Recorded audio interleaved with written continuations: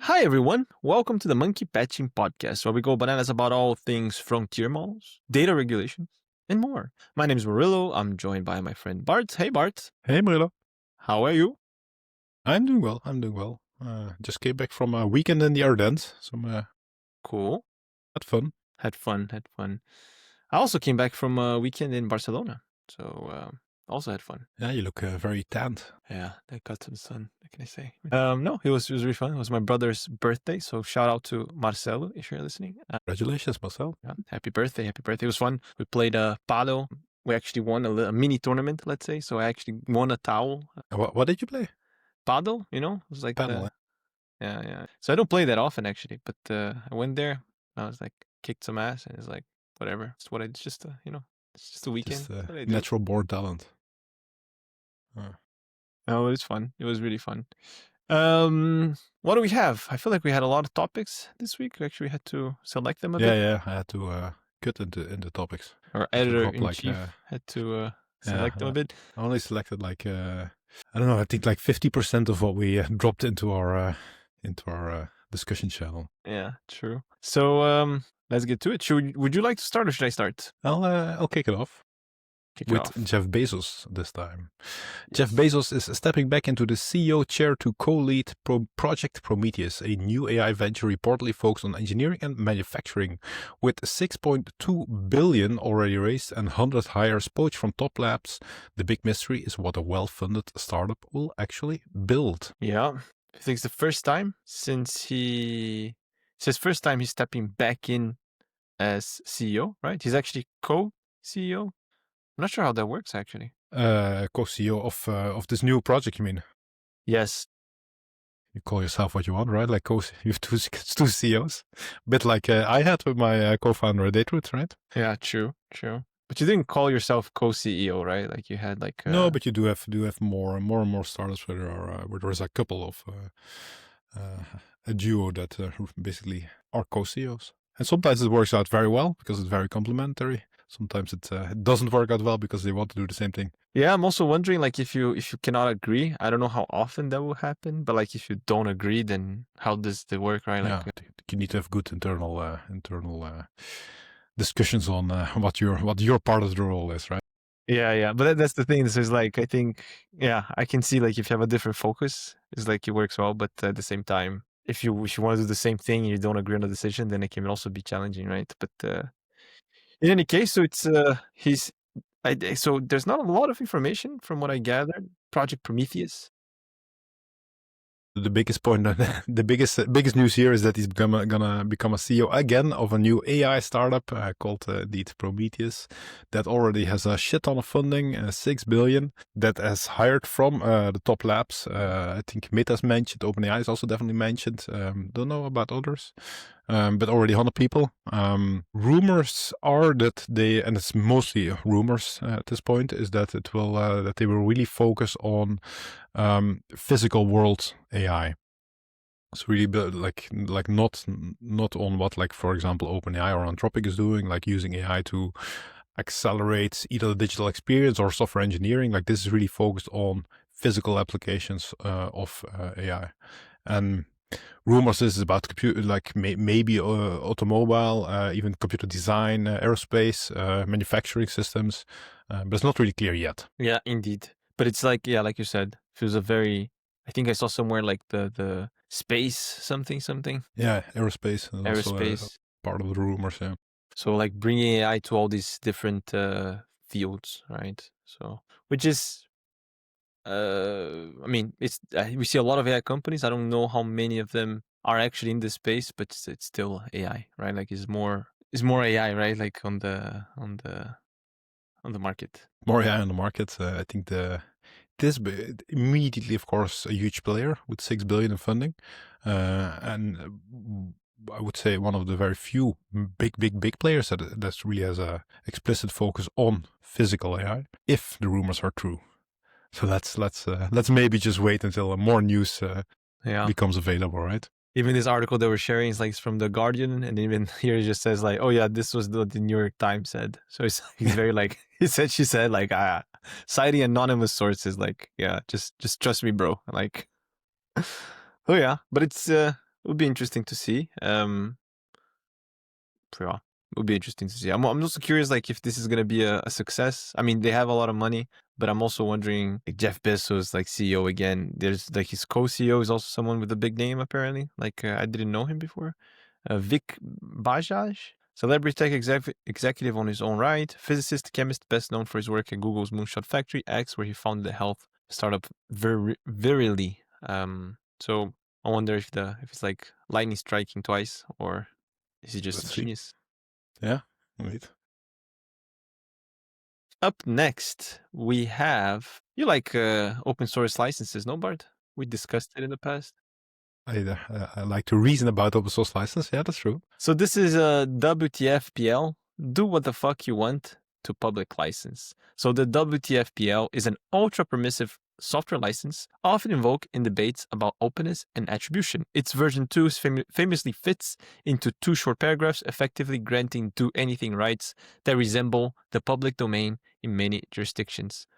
So I thought it was funny, like, just like, I think it's one Maybe of, before we go into the content, because you posted this, yeah. where did it come up? Because this is already like something old, right? I think so. I just saw, like, so someone shared this repo. It's a JavaScript project, I guess. There's a Python, I don't know why. The name of the project is 13 and is check if a number equals to 13. Okay.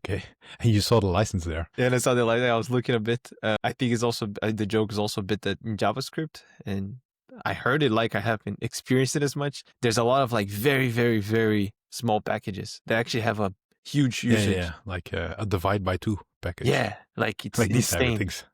Yeah. So this one is 13, and then so you can actually add it. And they just kind of go crazy, like is require is 13, and then is 13 true, is 13 roughly 13 true, and then kind of go on and on. So I just like and at the end here they have the WTFPL. So, and this is how I got to this license, right? Cool. What is the license about? The do what the fuck you want license. What is it about? It's pretty self-explanatory, right? It's kind of like you have this code, do whatever you want with it, right? So there are a lot of open source licenses, meaning that you can take the code and you can do stuff, but sometimes there are like nuances, right? Like you can use it, but you cannot make money from it. Or you can use it, but if you make money from it, you also need to make sure that it's also public. It also needs to have the same license later, right? Or you cannot compete. And I think this one, maybe you can share it on the screen because you're still sharing the other. Yeah, sorry, I switched tabs, but I forgot to switch on the.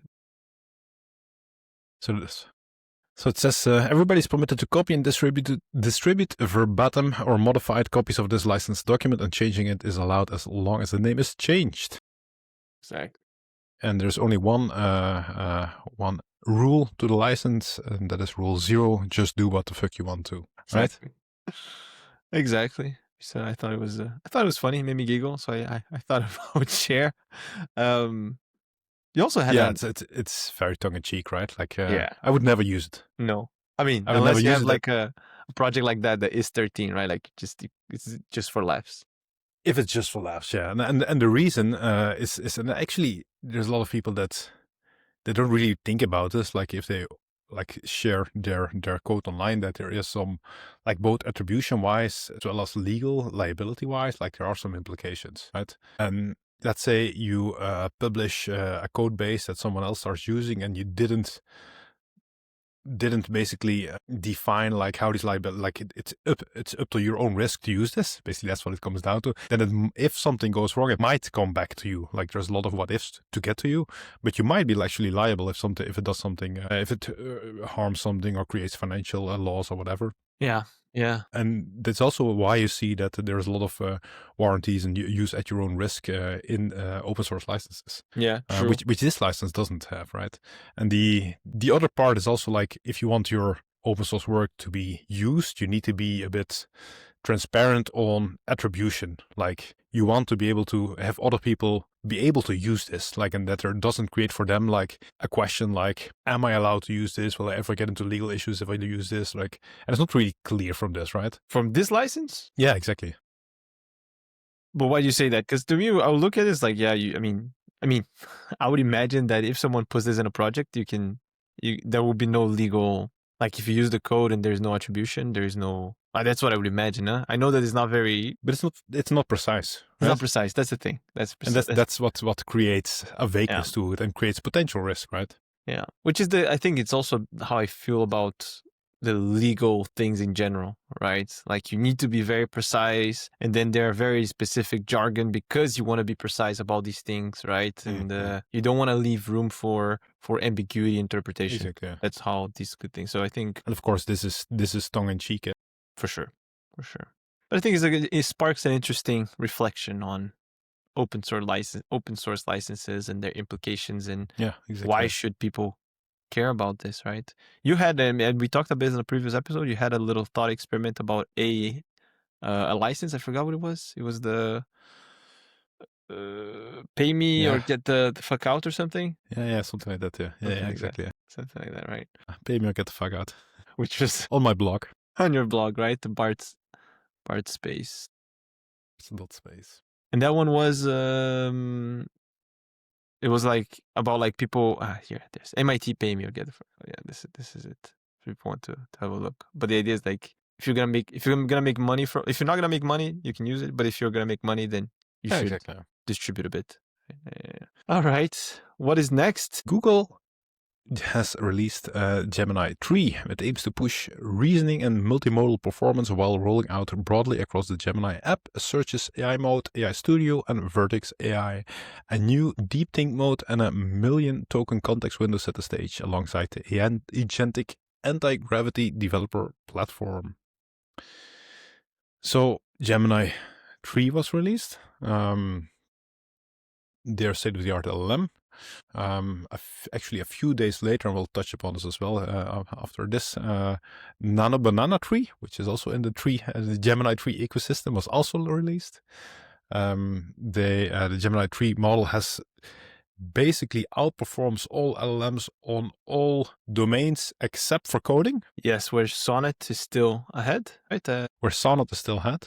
The SWE, Software Engineering Bench Verified Agentic Coding, with not by a lot, 76.2 and then 77.2. So even there's close. Exactly, yeah. So that's it looks very impressive. I haven't really tried it. I tested it, played a bit with the Gemini app. But from a coding perspective, but it also doesn't really outperform Claude Sonnet. But from a coding perspective, the community feedback has been average. I want to say really? It's not great at following instructions. It's not the best. Like it's clearly subpar to Anthropic's models. But this is just purely based on like Reddit discussions, second use discussions, because I haven't tried the coding part myself. But it looks very impressive across all other domains. Yeah, I heard very good things about it. I read on articles and all these things that Gemini 3 does feel like a big step forward from the previous Gemini. I think it was a Pro or 2. I don't know if they called it 2 or Pro. Also, they mentioned like multimodality, like Nano Banana, but I think it was also part of the new Gemini models as well. Mm-hmm. Gemini was never really known for coding, but maybe within the Gemini models, it was a big step up. Yeah, exactly. I even heard some. I also heard some discussion, some articles, some thoughts, experiments. Let's say that they were arguing that Gemini kind of proved that scaling is still a thing for LLMs, because they were able to incorporate more data with more, like, there are a lot of people that are arguing that it's a bit plateaued, like just adding data and compute is not going to make the models better. But Gemini 3 kind of disproved this. This article also was very big on how Google is going to end up ahead, and is already ending up ahead.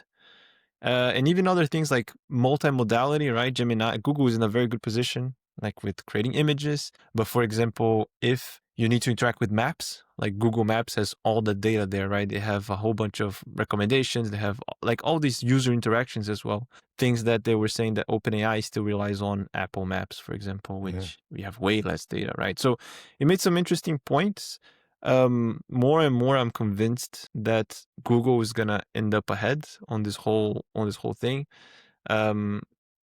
also because they have a lot of data, and I think they do feel like they're in a very good track now. I think Gemini 3 is also like, they also compared a bit like OpenAI ChatGPT 5.1. The reactions were very much a bit like disappointed. Whereas with Gemini 3, what I read, so I haven't tried it firsthand, is that people were actually very impressed by how much better it got. So where they justified the increment for OpenAI 5.1, they said it was like nuanced, like very nuanced. I don't know how you feel about that, Bart. Well, I use ChatGPT a lot for text-based stuff, right? For research-based stuff, and my gut feeling was that 5.1 was a significant step forward. Gemini I can't really judge. I think it doesn't today at this stage. It doesn't really matter who's the best because it's all very close. It's becoming a bit of a commodity. We have a lot of open weights models also pushing the boundaries, becoming very close, like K2, Kimi's K2. I think what Google where Google is very strong is that it has a whole ecosystem outside of Gen AI. So I'm already a Gmail user today. Or it's called Google Workspace, the bigger community. I'm a paid Google Workspace user because I store my videos and photos and shit like that. Have been doing that for years. Do you have Google Photos as well? Google Photos, and like I think I pay like I used to pay like 10, 12-ish euros per month to Google, and now when I upgrade it, it's like I pay like 20-ish, and I get AI on top. So I can use the Gemini app, etc., for quote unquote free within my user account, and it feels like for just a few dollars extra, you get the whole ecosystem, and that ecosystem is worth a lot. And I think today, if you even extend it to enterprise setting, you have the Google Clouds. They offer a lot A to Z in a very affordable manner. Where if you don't go that route, you need to maybe go for cloud to Azure, but Azure doesn't have its own LLMs. They need to go to the OpenAI to Android. It's a very, very complete offering, especially if you like the evolutions in model performance. If you continue that for 2 more years, like where it will probably be like whatever you use, it's going to be good no matter what. I think we're to argue that we're maybe already there, but like Google's long-term strategic offering is very strong, I think. Yeah, and also the TPUs as well, right? Like they have their own chips and they have their own True. They have like everything end to end, right? So yeah. So they also released Nano Banana 3, which to me is again like in image generation a huge step up. And there is something that no one. I feel like they're the best, right? Like by far. I feel like I think they're the best since the first version of Nano Banana was released. Yeah, indeed. But like they're still improving, right? Like they're still keeping that. They're still improving. So Nano Banana, the original version was released, and then you had a few competitors, which I think were better down the road, like Dream. But now we have Nano Banana Pro, they call it, which again, like is by far the best. It's very, very good at following instructions. It follows a bit of a reasoning approach to image generation, so that it can also sometimes generate intermediate images in its quote unquote thought process to check like what it's trying to generate, if it's doing that correctly. It's very, very good at generating text, generating explanations, integrating the research it did about something into the image. So I'll share something here just to see in the chat. Maybe you can share it, Marilla. Sorry, the chat here. Up, there it is. And what I asked is generate an infographic about the Monkey Patching podcast. Really do some research on it. The website is monkeypatching.io. Make it look very natural and like it embraces the monkeyness. And then you get this out of the box, which is very good, right? Yeah, indeed. So it's an infographic about our podcast, what we do. We go bananas, meet the hosts. I would say from the avatars that generated there, like it's correct who's Bart and who's Marilla, right? Yeah. I can see myself more than you, but yeah. Yeah, I would say maybe I have a bit more darker hair, right? Yeah. Key topics and themes, like everything is more or less on point. And like actually, there is like a small error, but this is like with one prompt, right? It's the small error is the monkey patching doesn't say the monkey patching podcast in the middle. Yeah, our name. Yeah. But like it also is very good at like making these small edits. To change that to, this is really cool. It's really cool. Yeah, it's very impressive. And I thought you were gonna share the yeah, other image that you sent me on WhatsApp. yeah, that was you on a white horse, eh? Yeah, but that one actually Prince looked like me. Murillo. That one actually looked like me because I feel like a lot of these ones I'm like, not sure. I see where But I you're think going. but this one indeed, like it's able to take your picture and Yeah, generate you in another scenario, which is for people that don't notice. I often use Gen AI to generate cover images of us, right? Based a bit on the topic that we were discussing. And the challenge with you as a person, like maybe you should explain like with your heritage is. I am born and raised in Brazil, but I'm half blood Japanese, meaning that my mom was also born and raised in Brazil, but she looks Japanese. She comes from a But you're whole. like half Brazilian, half Japanese, right? Yeah, I'm not gonna be too picky, but in essence, yeah, half of my heritage is Japanese. Yeah. And the problem with that is like take like any random artist and say, draw someone that is half Brazilian and half Japanese. Like no one knows what to do. Exactly, that's true. That's true. Right? It's true. I feel like I've also grown a beard, which is also not very common as well. So I feel like it really just throws everyone off. I feel like, yeah, it's true. And that made like when we did edits using also with original Nano Banana, like I typically turn out quite recognizable, but you either turn very Asian or Pakistani or something like, I don't know, man, there's drift on you. There's a lot of drift. There's a lot of of drift happening. Yeah. So, but this one is actually, so that's, I was also surprised. Like I saw the picture and I saw myself. I was like, this is really good. This is really good. And it is nuanced. Huh? So, yeah. So it was really good. It's really, really good. So maybe we should quickly show it, right? Let me see if I can find it. Here I have it. You're gonna share with me as well?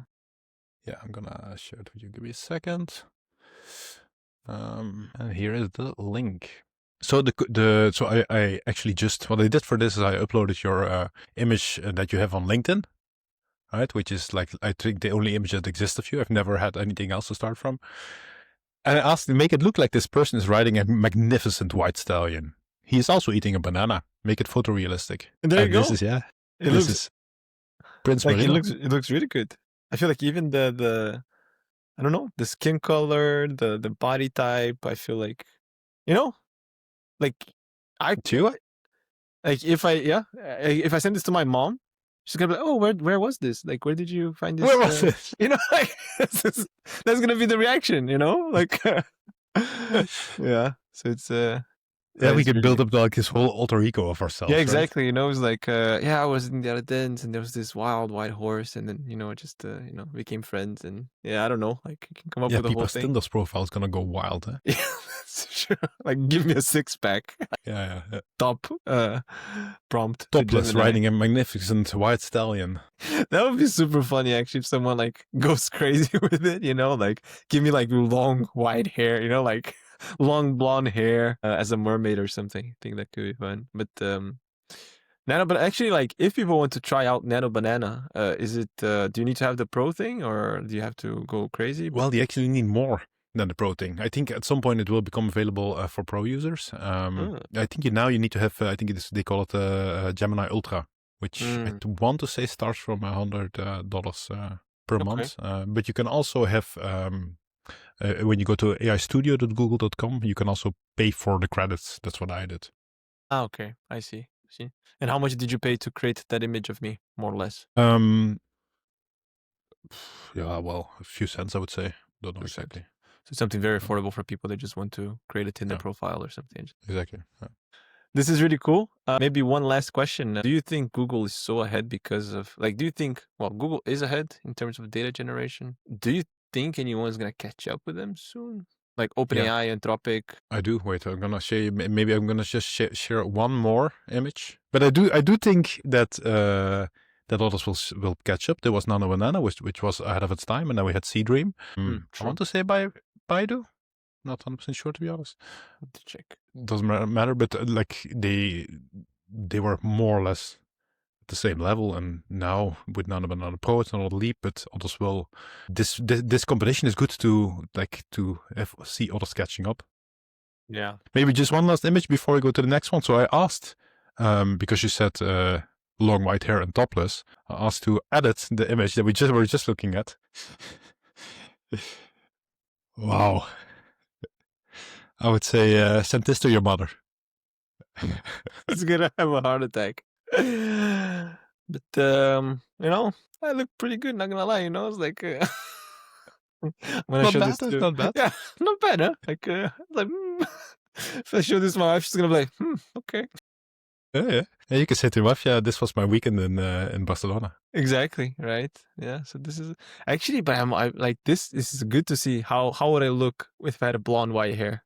You know, like long white This hair. is something like you always wondered. Yeah, I was always like, Like, finally. yeah, you know, like now I don't have to imagine anymore, or I can just give it a try. Like, what if before I go to the barber, I'll just chat with Nano Banana. You know, like give me, I don't know, a mohawk, give me a buzz cut, Yeah, give that's me true. the, you But know. that's for that it's very true. Yeah. It's true, right? I also I can imagine like for fashion apps, right? Like put this dress, put this, put that. I'm wondering, Definitely. like, Yeah. there's a lot of stuff that can happen, huh?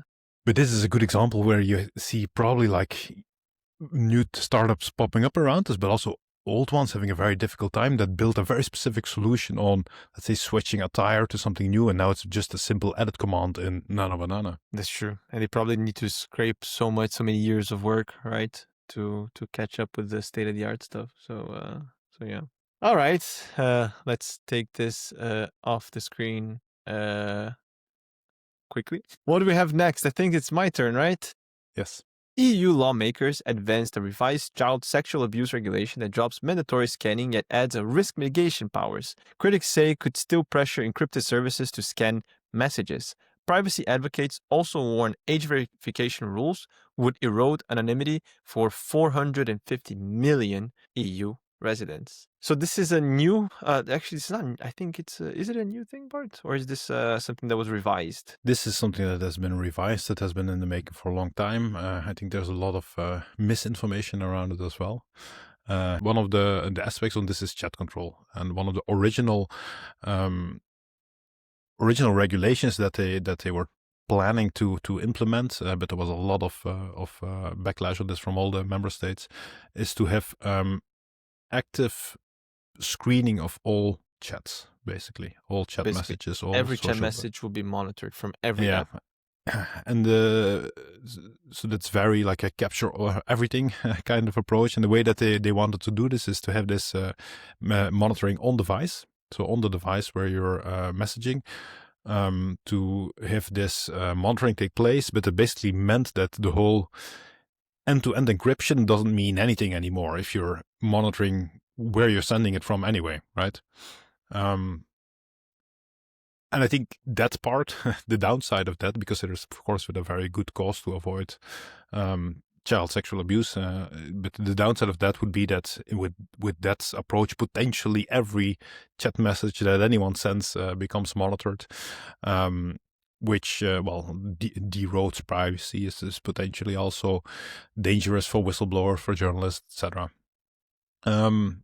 So this capture all, we need to message everything is basically been removed, which is very good. But there is like what is still there is like a sort of a backdoor, is that this monitoring should still be possible in very specific circumstances to mitigate certain specific risks. So it's removed, but it's not completely out there. And I think that is why people are still worried. But it's good to see this this moving forward. We haven't heard the last of that. I imagine it will still take months, if not years, to see that something actually gets implemented. But it will also be interesting to hear, because we will have an interview with someone that does a lot on data at the EU level in a few weeks, and maybe we'll touch a bit on this topic with her as well. That is true. That's a very good point. The technology also, is the technology there already to do all these things, or no? It would have to be like the original plan is that these platform owners, like for example Meta or X, would have to implement it themselves at the client side. I see. So really on the yeah, exactly. Yeah. But how it looks now is that we will not get there, right? Yeah. And also how, maybe the question, I mean, curious, right? Like if these things are not implemented, I imagine they have interviews to see like what's the feasibility of these things. But what if for one reason or another this is very impractical or unfeasible to actually implement the way they envision it? What happens? Well, I don't think it's unfeasible. It's a lot of work, but I think it's work for a good cause if we would go for it. I think here the downside is the that it really erodes privacy. Yeah, I think you know. And right now, like so I also saw something about age verification, right? Which this is something that already happened, that already Well, exists, or the challenge of age verification, and it's not only for this one. There's also discussions in a parallel track on from what age onwards should you be allowed to use social media, etc. It's in a parallel track, not on it, that's not about child sexual abuse. The problem with age verification as such is that it also removes the ability to have anonymous profiles, basically. yeah, Where you can make again the argument that this potentially creates a danger for whistleblowers, for journalists, etc. But I think, well, there's a bit finding the balance between protecting a vulnerable group and full privacy. yeah, and I think maybe the way that the data is handled, right? I think if you have 100% trust, which I don't think that's ever the case, but like if you always have if you have 100% trust that the data is going to be treated confidentially, like it's not going to be shared. Uh, Maybe I don't know. I think it's also like, okay, people are gonna monitor these things, but then how is this gonna affect you, or how is this gonna um how is this gonna be used, right? Can this data be shared, and do you trust that the people dealing with this are gonna be putting your interests above, right? Like so yeah. Oh yeah. So let's see. This is not new. Do you know when this is started? When they started drafting these things? No, to be honest, I don't know when the first version started. I've been hearing about this chat control specifically since what to say beginning of this year. Okay. Okay. But we have also other changes, right? On the well, I don't know Yes. how definitive this one is, but what are we talking about here? The European Commission proposed easing parts of the GDPR and delaying or relaxing elements of the AI Act to cut red tape and boost growth. Changes include fewer cookie pop-ups and broader data sharing for anonymized sets, with the plan now heading to Parliament and member states. Not sure if you've were in the position to read it. It's quite interesting because what they're trying to do is broad set of rules around, they call it the digital omnibus. I hope that we can touch upon this in our interview with the EU-related person as well in a few weeks, because I'm Yes. definitely not an expert on this. None of this is formal yet, but they're looking a bit at like a big package of amendments to existing laws like GDPR, to e-privacy, to the AI Act, to NIS2 cyber rules, to the Data Act, to look a bit comprehensively about what are we doing currently, but also like how can we simplify these digital rules, how can we cut some red tape, and also like basically help EU businesses compete in the global landscape. Yeah, I think that's the trigger, right? I mean, That's the trigger, yeah, exactly. so Yeah. and just to double click there is like we noticed that the EU is falling behind compared to the US in the AI advancements because we have historically had a very strict data protection, which is not bad, but that was a Well, consequence of this. wouldn't necessarily make it because of, like, I don't think it's necessarily Not because, causality, yeah, but it's but I part think of it's it, yeah. something. Yeah, it's part of it, right? Like I think it doesn't help, right? And I would say we're not falling behind. I think we never competed. A bit more, yeah, a bit more extreme. Like, yeah, I see what you're saying. Like, we've never had a fighting chance for many reasons, and one of them being, well, one of the things that contributed to this being Yeah, the legislation. exactly. So if that's true, then they're willing to make it more flexible, I guess, to make it less strict. Yeah, and this just to give you some concrete examples. So, like, they're thinking about redefining what counts as personal data. So from the moment that it's personal identifiable data, it becomes very hard. Like it takes a lot of administration to do something with this data. The threshold from the moment when something becomes personal identifiable data might be adjusted. It's also looking to see if it's make it easier to use data for AI training purposes. if there is a clear legitimate interest. It's also on, for example, cookies, something that everybody gets annoyed by. It's today you can opt out of the cookie bar if you as a website only show strictly necessary cookies. But this also might be redefined, like for example, aggregated audience measurement might also be okay. You don't need to show a pop-up banner for it anymore. So there's a lot of these things also on the AI Act. Like there's from the moment there is a high risk, there's a lot of red tape to overcome to be able to do something. They're pushing for now a bit the red tape, not necessarily redefining it, but pushing the implementation date further. There is something on cybersecurity and incident reporting where it was a lot of changes with NIS2 last year to see if something needs to change. So there's nothing final yet, but they're looking at this whole package of digital legislation to see if we can still basically protect residents, but also be competitive in this space. Yeah.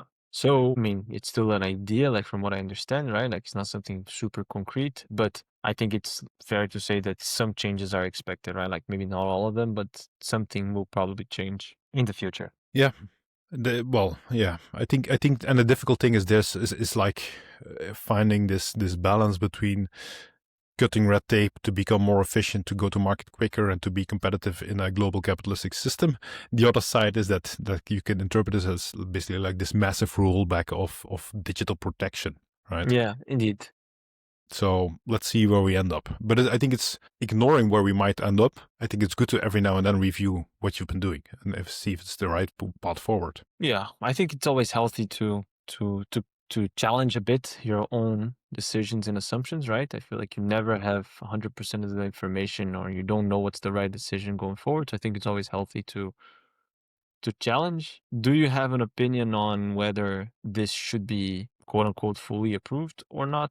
Do you have an opinion on like this us falling behind should take bigger importance, or are you more in the opinion of data privacy should be always the focus?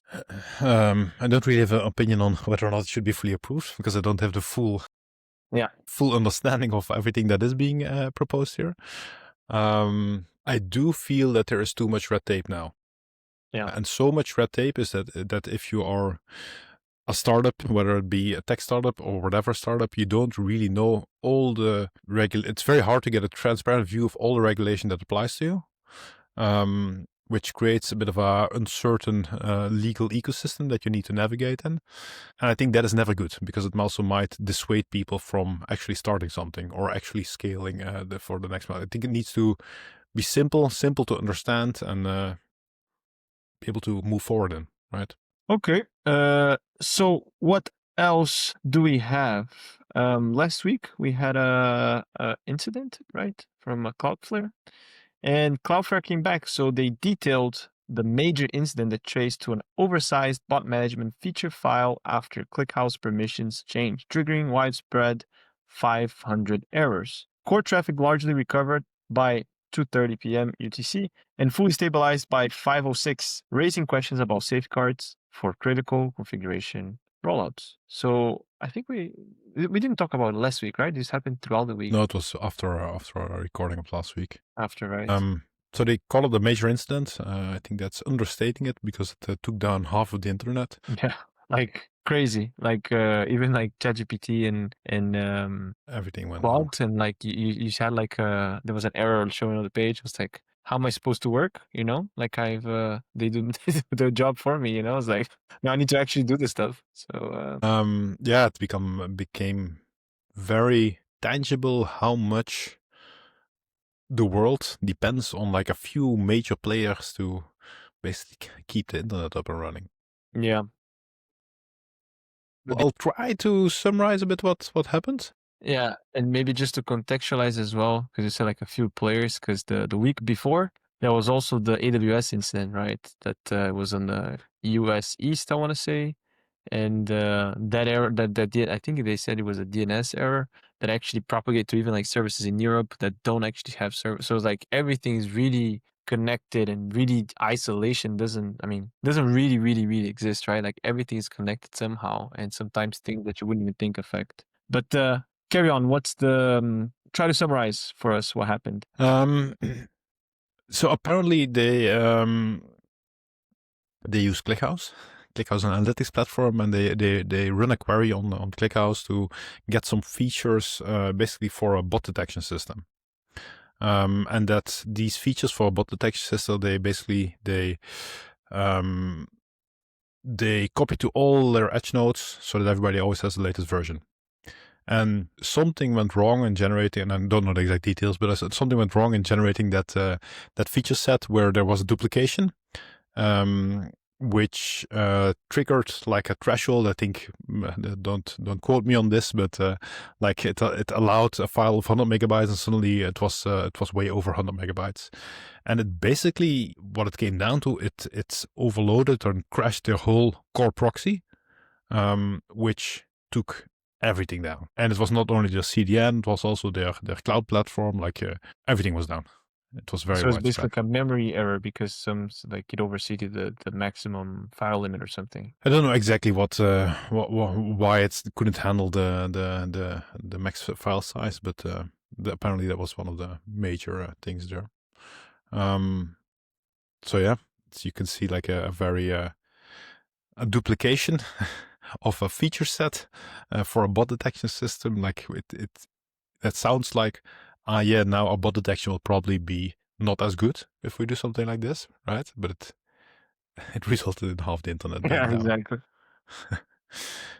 And actually, I think priority-wise, because at that point I was developing against their cloud hosting system. They do a lot. They have a lot of cloud hosting services as well, but they focused first on getting all their CDN services up and running. The thing you were working on Cloudflare was the email triggers thing? Was to send emails, or was it something else? No, it was just a hobby project. It was just a hobby project. Yeah. So they have an S3-ish storage. They have workers, which are basically runtimes. Do a lot. And it's all cheap, you said. But right? the priority-wise, they focus on getting their CDN back up and running, so that every website that depends on them was first up and running, and only after that, like their dashboard came back up for their users again. So it's very, very big impact. Something to think about when you make yourself dependent on one of these very big players, right? The other side of it is like, what other option do you have? So yeah. Yeah, maybe how could we, or how can the next person prevent something like this happening? What are things that maybe they could have done or people should do to avoid these things? I think this all comes down to testing, right? Problem with testing is that so I don't think you can say they didn't have their test in check. I would assume that something like Cloudflare, for everything that they do, like with half of the world being dependent on them, has very, very rigorous CI/CD stress testing, etc. But it's very hard to understand all the potential scenarios that you can end up in. This is probably a scenario that no one really saw coming. Yeah, probably. I'm sure that they will for the next decades, but sometimes you try to replicate as much as possible the production environment, but sometimes things slip in, right? Like still, we're all humans still.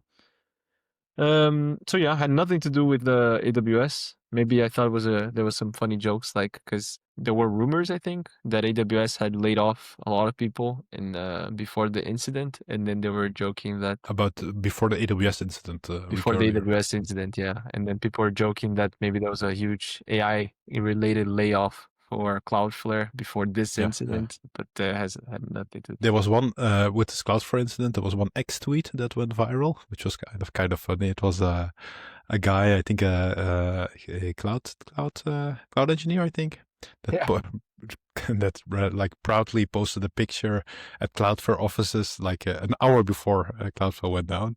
Yeah. Like, we're happy to start. I've started my job. I hear you sharing it. First day in Cloudflare as a system engineer. Wish me luck. Like an hour later, whole Cloudflare went down. Like a lot of people reacted to this post. Like, what the fuck did you do? Bruh, what did you press? Yeah, pretty funny. Yeah. This is great, huh? Like, right. What else do we have? Google introduced Antigravity, an agent-first developer platform that lets AI agents plan, execute, and verify tasks across editor, terminal, and browser. Available free in public preview, it supports Gemini 3 Pro and even third-party models like Claude Sonnet 4.5. So new the A new IDE by Google. Did you try? Were you able to try it? I did not try. I saw the demo. The demo looked very interesting. It is a bit so they rethought a few things. A few things it's the same. Um, some things they took like it sounded like Claude Code, right? They have like artifacts, and the artifacts they have like the planning. You can always review the plan. They always keep track of steps as well. On the workflow that they show, it always starts with like chatting. So you just chat with an agent, and then you can actually zoom in to the code. I think the main things that I thought was a bit more innovative is that it has integration with a Chrome browser, right? So it's very focused to web apps, and at least on the demo that they showed, right? So sometimes you can actually take screenshots and actually add it on the report. So after it does some things, you can actually see what it did, and it will just actually include screenshots of like this is how the website looks now. This is what you can do. Um, you can also set multiple things working in parallel as well, or like you can have multiple tasks, and at the end of every task, they give you a little report of what it did, which includes the screenshots. But it also has a little browser that the LLM can actually interact with. So you can actually move the cursor and click things and see if these things work. So you can kind of test. And in the demo, it looks really nice. Like it looks like it's but someone's really dragging the cursor, clicking, typing some things, testing some things out. Does it work like that in reality? I'm not sure, right? Like I think that's a bit the question mark. I didn't know, like you mentioned that they also have different models. Yeah, here Anthropic for Sonnet, Claude Sonnet 4.5 and OpenAI GPT OSS. I didn't know that. On the demo, they only showed Gemini. It looked interesting. There are a few different ways to interact with it, and also the focus that they bring. Also, like you can even have styles with the agent. Like, do you want something to fully prompt for you? Do you want like guided prompting? Do you want to kind of do most of the code yourself? Like, how eager do you want the agent to be when it's writing code as well, right? How much do you want it to check? Interesting, yeah. What kind of tools can you call? What kind of tools you cannot? And the whole idea, and again, from the demo that they showed, is like you start with the agent and he gets to 90% of the work, and then do the last 10% there. The code also that they showed also looks nice. Actually, it looks clean, quote unquote. Um, but yeah, I feel like these things in a demo, they're always going to look nice, right? So I'm also wondering how well it actually goes. But I think it's nice to see like I mean, when I saw this as well, I also reflected that maybe we haven't really figured out yet clear ways for people to interact with agents, and the fact that we have multiple different IDs that try to force one philosophy. Like we had this, AWS also had Keto, right, which was another opinionated way to work with agents. So I'm also wondering if we haven't really converged, right, on ways to really work with agents, like from natural language to code. But I think it's a nice try. Again, something that I would be curious to give it a try, but I'm not 100% convinced, to be honest. Also, especially because a lot of the stuff I do is not like web apps either. So, No. yeah. Did you have a look at this? Did you see any reactions from the I looked community? at the demo. I haven't tried it myself. I did check a bit on Reddit how it was perceived. To me, it was a bit mixed. Like people very very enthusiastic, and other people very meh. Like wasn't life changing. So it would be Yeah. interesting to try it though. I think it would be interesting to try. And again, I think what for me the big takeaway is like people are trying things, and I hope that maybe next year we'll have more clear like patterns. Like this is what to do. This is as. I feel like I personally struggle a bit. I feel like you're more skilled in agentic coding, let's say. I think for me, I still struggle a bit. So I think seeing the different approaches, I think it's insightful. But to me, it just shows that, yeah, I feel like you still need to learn for yourself, right, to really make the best. Like, there's no True. IDE that Yeah. kind of already comes up with like the best practice that you can just use and go for it. I think you really need to You still kind need to of, have like a workflow that works for you, right? yeah, exactly, right. I was actually even wanted to ask you, because you use Claude for coding, right? Um, And I also saw some code that in Europe, I think you said you also generated with Claude. Do you have like a Claude MD file? Do you have a lot of instructions there? Do you invest a lot of time on these things? I typically use a Claude MD file. I also like important concepts or best practices for that project. I also always store in Claude MD. For And you let's do. say bigger feature sets that need to be implemented, I also always explicitly say make sure to check Claude MD. And then, do you have one Claude MD per project, or do Yeah, you per have project. one per project? But then do you spend a lot of time then also, like in the beginning of the project, to really set all these things up, or do you start with like default and then as you go? I start with default, and then from like let's say if it's greenfield, if there's nothing yet, I work out a basis, and then from the basis I ask it to basically store everything, the architecture so far in Claude MD Hmm. So, to but then you still use kickstart Claude that. to write it, and then you use Claude to analyze the code and Yeah, restore the structure in the Claude MD. exactly. Yeah. And then from that point on, I guess the idea is that you would have to monitor it less. Yeah, yeah, exactly. Yeah. Yeah. Maybe talking Claude, Yes. Is it my turn? it is your turn. My bad. Talking about Claude, Anthropic's Claude 4.5 targets long horizon reasoning, option engineering, and agentic workflows, and is available across apps, APIs, and major clouds. The company highlights better benchmark performance and new pricing at $5 input for $25 output per million tokens, aiming to broaden everyday use. So, new model from Anthropic released yesterday. Yeah, so we have a new lifetime for state-of-the-art frontier models. Google Gemini was the best a week ago. Yeah, Since yesterday, the best is Anthropic's Opus 4.5. it's much Well, better. that's a bit simplifying that it is by far the best on software engineering benchmarks. It is also the best on novel problem solving. This ARC AGI benchmark that we've discussed a while back. Really? Gemini 3 still rules on graduate level reasoning, visual reasoning, multilingual Q&A. But for coding, like again, like Anthropic is the de facto standard when it comes to having the most performant LLM. Yeah. And I tried it this morning.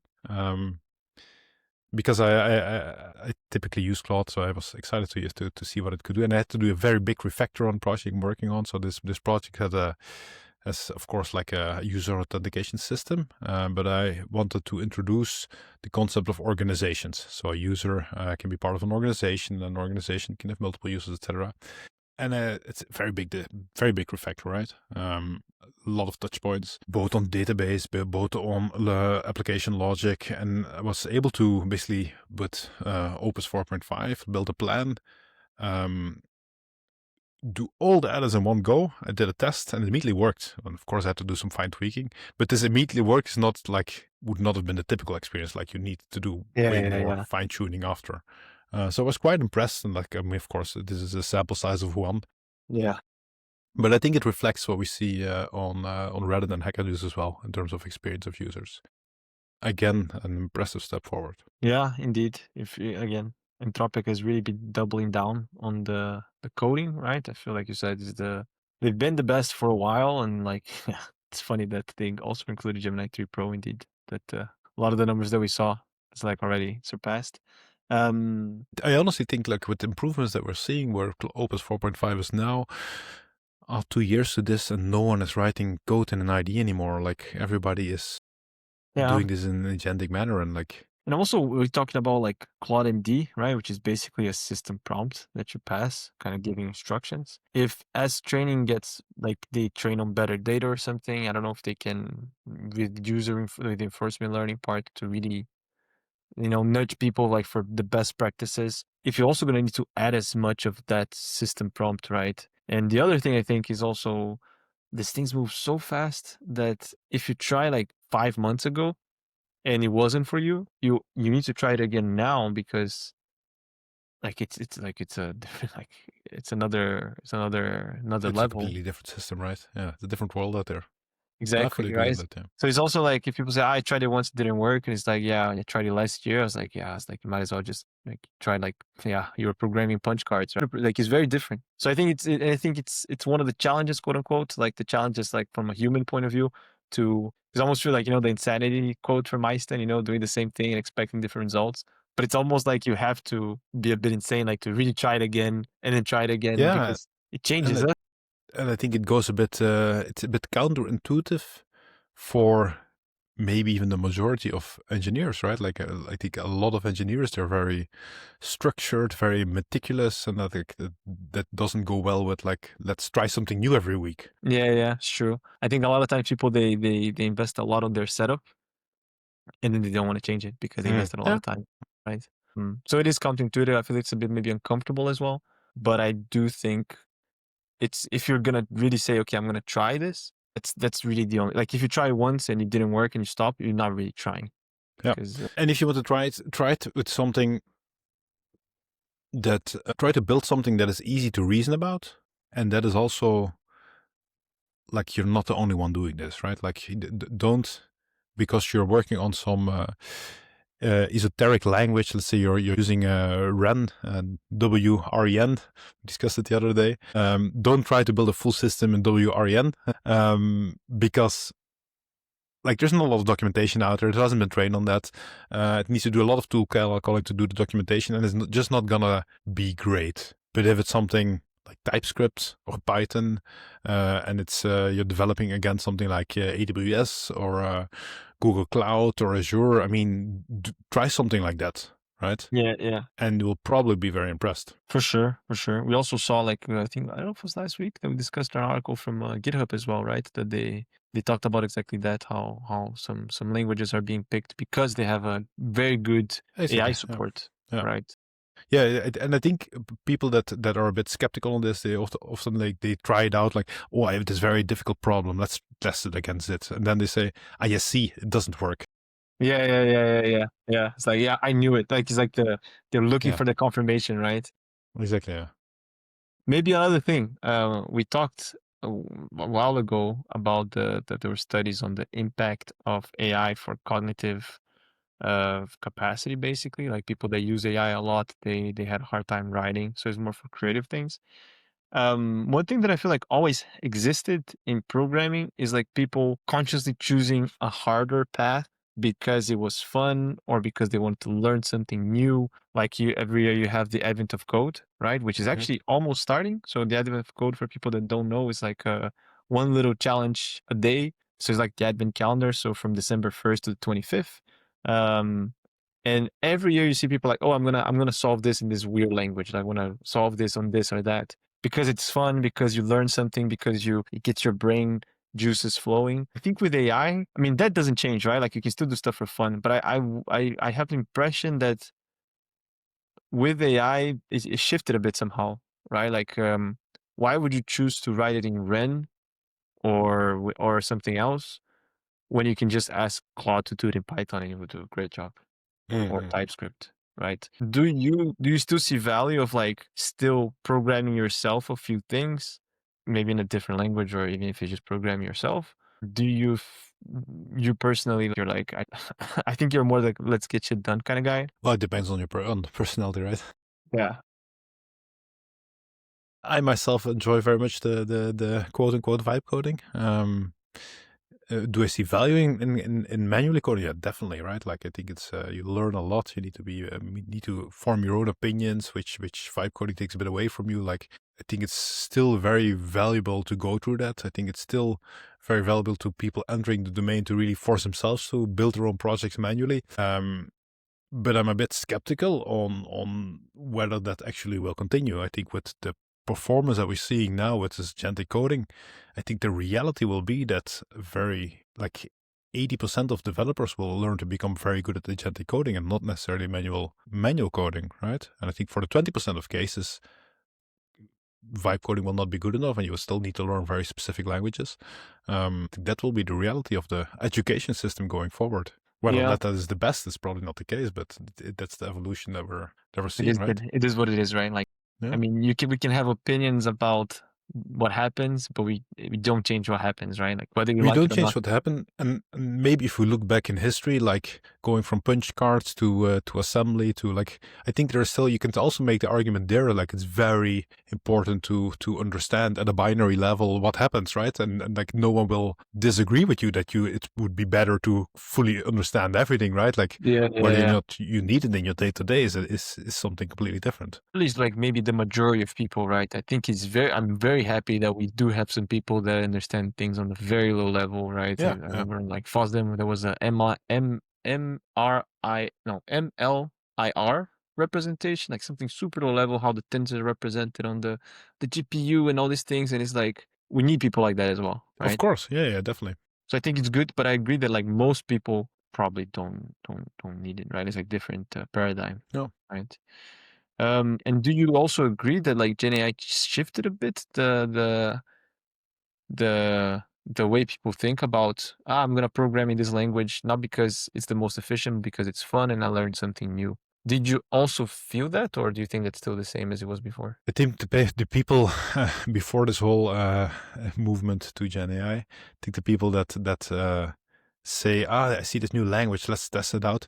Those are by default people that are very passionate about coding and engineering, and like this is already not your everyday coder, right? And I think those people that are very passionate, like they will still want to figure everything out, and whether or not it's a new language or is this new alpha agent, like they will still be exploring well, like what is the state of the art. Yeah, I think that's true. I think for myself sometimes I was like, maybe I'll learn this because maybe I'll use it and it's fun and maybe it's more efficient. But I feel like now if I have this, and maybe it has nothing to do with Gen AI, yeah, but if I'm learning something, I have a way more bigger realization that I'm not gonna use it. It's really just for fun, right? Which is Yeah. okay, but I think it takes a bit the motivation away from me for really like go out of Yes, my it's right. way to do this and that, right? But yeah, in any case, I think it is what it is, right? Like we said, we don't have to like it, but it's the way the world is rolling toward. Maybe before we close, a last tidbit. Yeah. If you are dependent on npm as your package registry, if you do something in TypeScript or JavaScript, you should check whether or not you not just ingested some malware, because SHA1 Hulud, the sandworm, is back with version 2. We had a lot of repos infected, I want to say a year ago, maybe even a bit longer, and now it's again back. But over 1,000 npm packages infected and 27,000 GitHub repos infected. Basically, it masquerades as a fake bun runtime, and it tries to spread itself to everybody that uses your package as a dependency, and that's how it continues. Even posthoc was infected, the npm packages from posthoc. So it's a big security risk. So if you are using npm, do definitely check your dependencies. Yeah, indeed. It's scary, yeah. Like Bun is Bun is like a node alternative, right? A lot of people Well, just Bun fast. is a node alternative, and this indeed runs a file that says in pre-install setup Bun and Bun environment, which sounds, if you just are merging a pull request, it looks like, oh yeah, of course, yeah, we use Bun, right? Like it needs Set a it up. Bun environment.js, but under the hood, it's the SHA1 Hulud malware. Yeah. SHA1 Hulud. It sounded like the Dune thing, you know, like the. It is the sandworm from June, It's exactly the same. which is a very good book series. Yeah, they write it as Yeah, which is like an encryption thingy, right? Yeah. Okay. Yeah. So maybe so definitely check it. check it out. I have a small tidbit. But I want mine to be last. I'll let you go first. Go ahead. No, I just want to do a quick shout out to us. We actually surpassed 1,000 subscribers, right? Which is super cool. Hold on, let me put some audio. There we go. Yeah, really cool to see. Thanks a bunch to all our listeners. And what you're showing is, by the way, is just YouTube subscribers, right? Just YouTube. We're So also we have on probably like other channels. millions on But the other channels. really cool to see this, and it's really the well, I want to say it's the hockey stick curve. Well, that's what you're seeing, right, on the Yeah, chart. it's like just gonna We'll keep see rolling. how long the hockey stick is, right? No, but yeah, let's see. But I thought I was pretty surprised, to be Yeah. honest. I feel like we've been doing this for what, this year, since May 5th. Um, less than a year. Problem with the hockey stick curve on the chart is that if this is the hockey stick movement, like we already had the whole hockey stick, right? Yeah, so it's done quick. So maybe not, but like, but thanks for everyone that subscribed. Yeah. And thanks for everyone that also interacted with us on YouTube Shorts, on TikTok, that also sent us for updates.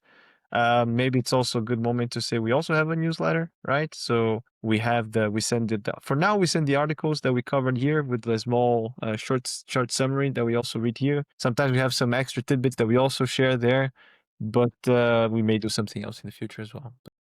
And we've actually started also interviewing interesting guests. I want to say 2 weeks from now, we will be releasing the first one. It's in the context of the Microsoft Fabric database. Yes. We're interviewing Sam de Bruin, a Microsoft MVP that has a specific expertise in everything data and AI on Microsoft. Exactly. So make sure to check it out. If you have someone, if you would like to be here as well, feel free to send recommendations. Feel free to point people as well. We'll be happy to have a chat with you. And yeah, big thanks to everyone. I think maybe just to clarify as well, these episodes are not going to replace our weekly ones, right, Bart? I think they're going to be Right. released on a separate day, so you'll still hear from us on a weekly basis. But then we also have this more interview style, or at least that's the idea for now. But thanks everyone. Thanks Bart for the chat. Thanks everyone for listening. See y'all next week. Ciao.